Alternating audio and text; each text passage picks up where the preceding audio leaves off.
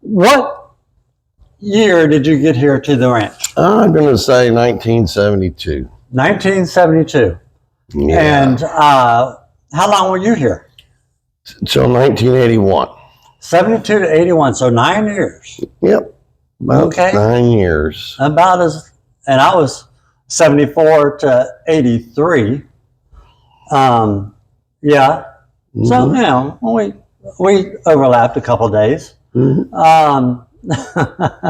So, before you came to the ranch, did you, now, you had a brother, right? Yes. Yes. And what was his name? Renee Johnson. Renee Johnson. Yeah.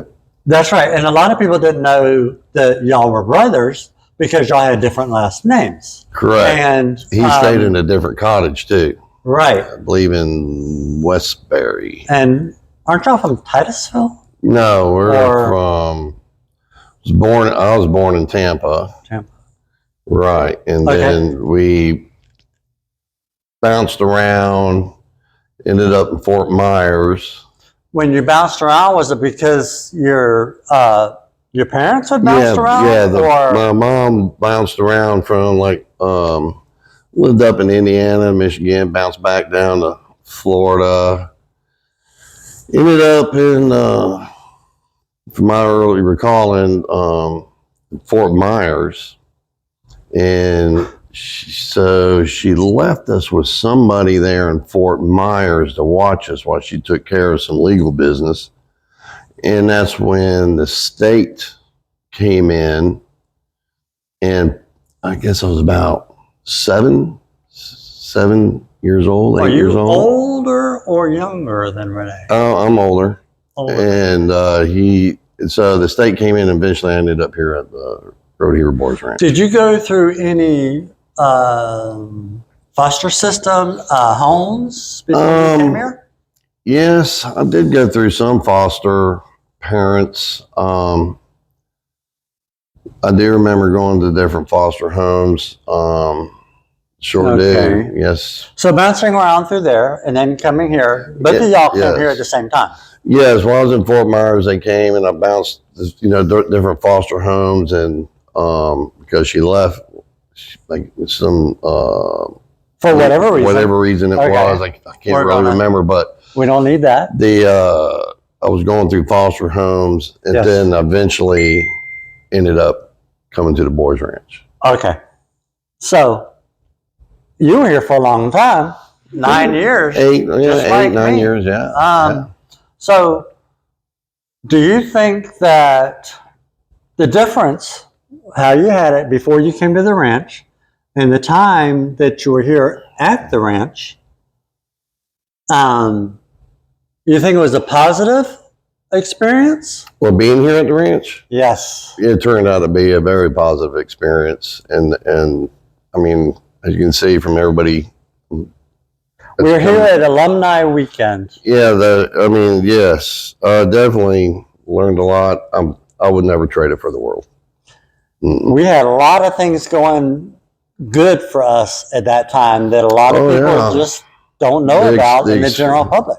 Yeah, the things we got to do is unbelievable. I mean, from the trips to tubing to camping to Stone Mountain to the beach to the list goes on and on. Yearly. Didn't we camp at the beach for a week? Yeah, we did. There was like a on the beach, wasn't it, or was it? Remember they had somebody had a I don't know, like a restaurant bar, and they let us stay in there overnight, and we all slept up on the floor. And there was a couple of guys saying, let's go in there and try the tap. Oh my gosh. So we're not trying to get anyone in trouble. That was however, the statute of limitations on that has expired. So let's cover that. They didn't get anything, but they were just being boys, Boys being boys? Yeah, what are you going to do? It is what it is. So yeah, it's a lot of positive experiences while we're here. Not only did we get to go to a lot of places, a lot of people from not just Palatka or Florida but a lot of people from all over the country came here and did things for us, just like sometimes just out of the blue or sometimes scheduled. Do you remember any special people that came during like the annual meetings? Well, I do remember being visited by Pat Boone. Okay. Do you remember that? Pat Boone. Remember that? Came in on the helicopter. Yep. He was in that movie Crooked Arrow. Remember that? Crooked Arrow. Oh, and then didn't we go to the theater in Ocala and watch that? I can't remember what theater, but he came in and Pat Boone killed the bear. Yeah. Over here. And that was in the movie. Yeah, we got pictures. I remember that. I do remember that. Hanging out with him. But him, you know, a lot of the JCs. I mean, oh my gosh, the JCs did a lot. The JCs around here. They built one of the cottages, and then it was named the JC Cottage. We went on fishing trips with them. They did so much for us, and we would go on weekend trips. You know, they would take good memories. Each JC family would take like one of us or two of us, or spend the night for the weekend and do whatever. Yeah, I mean, I remember. You remember back in the Smokey and the Bandit days? Yes. Okay, the CB radios. We went to at the GCs, and they put like piled us kids and so many kids in certain cars, and we would all get a handle. We would all, and then we try to find each other. You know. Oh, like a search thing. Yeah.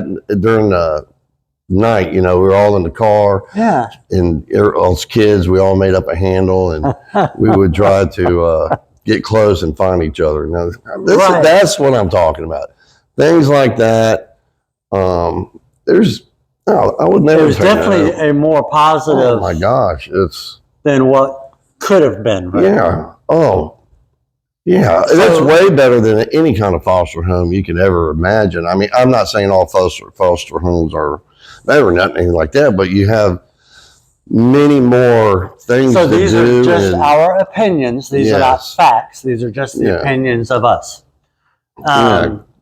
Just compared to the foster homes I've been in. Right.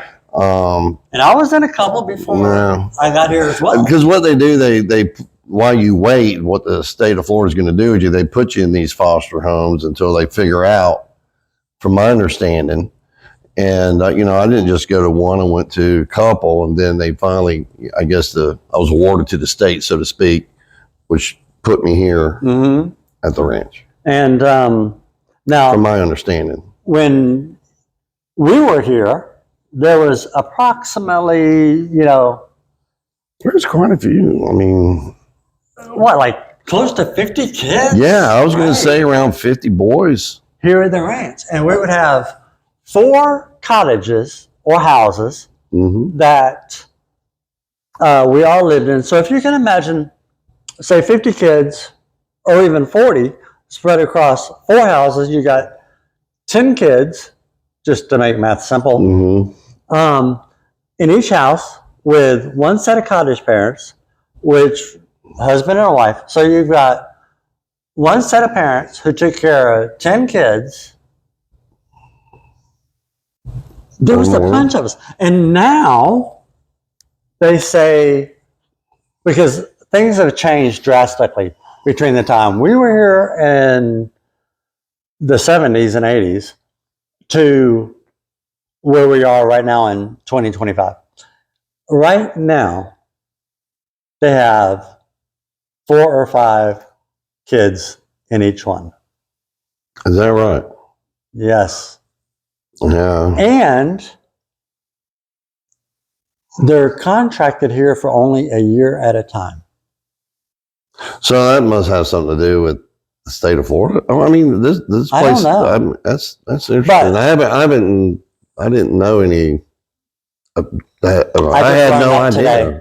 So they're contracted. So what happens when their contract runs out? I don't know. They get it renewed, or they review the boys and say, "Well, was it a good boy?" I don't know. It's a question I have to ask. Are you sure? Else.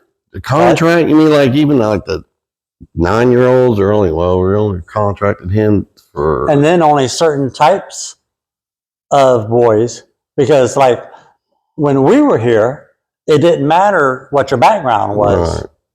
So you're saying there's a background now? I'm going to find out. Yeah, but you need to get an interview with. I'm going to.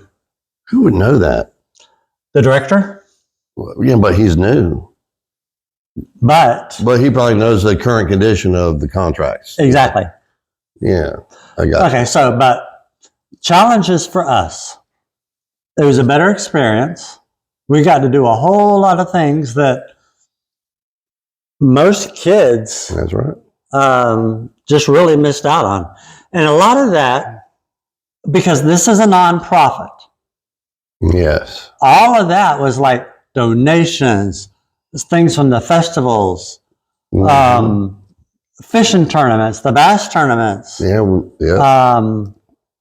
All that kind of stuff that allowed the ranch to be able to do things for us, to give us a lifestyle, to make us a better person, More experiences, more options to choose from. We got to go to a lot of places, do a lot of things, meet a lot of people. We had a lot of friends of the ranch back then, a lot of friends of the ranch. And some of them would, just pop in. Yeah, I remember. I remember all kinds of. Oh my gosh, Lonnie, we can go and talk forever.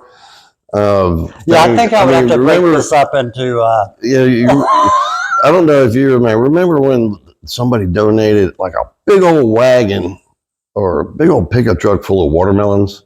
Oh my God! Do you remember that? And then we'd sit up there at the 17. Was it 17?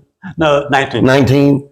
And we'd sit out there. And sell. They drop us off, and we sit out there right there at the bridge and sell watermelons for $2. There you go. And we'd be out there till they come and get us. Take us to lunch. And remember, lunch. Ice cream. Who did the ice cream come from? I know. Do you remember? Ice cream. I remember a bunch of soda. Remember all them soda cans? They were like rejects and like not really full all the way or something. Oh, yeah. And some were full, and they put them all over in the Bradbury building. I do remember tons of that. We'd go in there and pick what we want. So I remember that. But as far as the our ice cream, dentists were generally in Gainesville. The dentist. And what we would do is we would go usually in a pickup truck if it was the time to refill the ice cream. Oh, okay. The big freezer would go on the back of the pickup truck, and we'd go to Decana Ice Cream. Okay. And they would fill it up with any and everything. That was your cottage thing, I think, that did that, right? I don't know if it was just mine, but I mean, it was those big, huge 4 freezers. The big, like 6 foot long. It was like the popsicle kind? Anything they had. Okay. They didn't care what it was. They threw it in there. And we had more ice cream than we could eat. Yeah, I have to recall something eating. Oh my gosh, we can just eat all. I mean, it was there. Things would show up. I don't recall how we ended up with that, but you got to go on a trip, right? Yeah, I've been there a couple times. And it might have been just whoever it was that maybe Herb Wilson or one of the other ones, if they were going that day, maybe they took someone with them. Yeah. Well, I never got to go. That's probably why.